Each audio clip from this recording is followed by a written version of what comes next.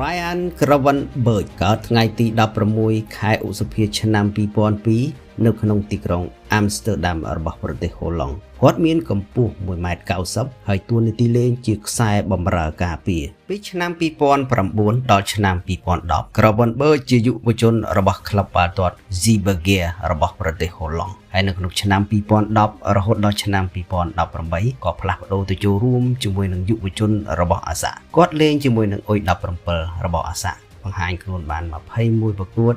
សុទ្ធបញ្ចូលទីបាន11គ្រាប់និងបញ្ជូនបាល់បាន2លើកក្នុងនោះគាត់ក៏ចូលរួមលេងជាមួយនឹងអុយ19ឆ្នាំរបស់អាសាផងដែរបង្ហាញខ្លួនបាន13លើកសុទ្ធបញ្ចូលទីបាន2គ្រាប់និងបញ្ជូនបាល់បាន3លើកនៅក្នុងឆ្នាំ2018Gravenberch ក៏មានឱកាសប្រមូលចូលរួមលេងជាមួយនឹងឈុតទី2របស់អាសាឬក៏ហៅថាជុងអាសាគាត់បង្ហាញខ្លួនជាមួយនឹងជុងអាសាបាន44ប្រកួតសុទ្ធបញ្ចូលទីបាន8គ្រាប់និងបញ្ជូនបាល់បាន13លើកផងដែរ Gravenberch មានការលេចធ្លោខ្លាំងពេលដែលចូលរួមជាមួយនឹងឈុតទី2របស់អាសាគាត់ក៏មានឱកាសលេងជាមួយនឹងឈុតធំរបស់អាសា Amsterdam គាត់បង្ហាញខ្លួនរហូតដល់103ប្រកួតសុទ្ធបញ្ចូលទីបាន12គ្រាប់និងបញ្ជូនបាល់បាន13លើកផងដែរ Gravenberch មានគុណសម្បត្តិយ៉ាងច្រើនផងដែរជាមួយនឹងអាសា Amsterdam នេះគាត់ជួយឲ្យយុវជនរបស់អាសា Amsterdam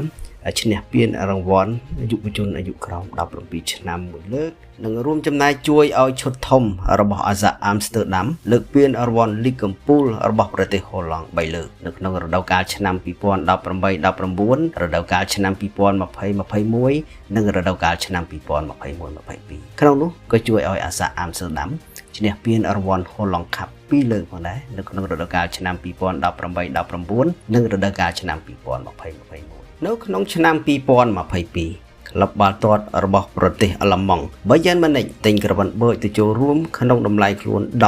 18.50 លានអឺរ៉ូគាត់លេងជាមួយនឹង Bayern Munich បានតែមួយរដូវកាលទេពីឆ្នាំ2022ដល់ឆ្នាំ2023បង្ហាញខ្លួនបាន31ប្រកួតសុទ្ធបញ្ចូលទីបាន1គ្រាប់និងបញ្ជូនបាល់បាន1លើកហើយក៏មានឱកាសលើកពានជាមួយនឹង Bayern Munich លីកកំពូល Bundesliga បាន1លើកនៅរដូវកាលឆ្នាំ2022-23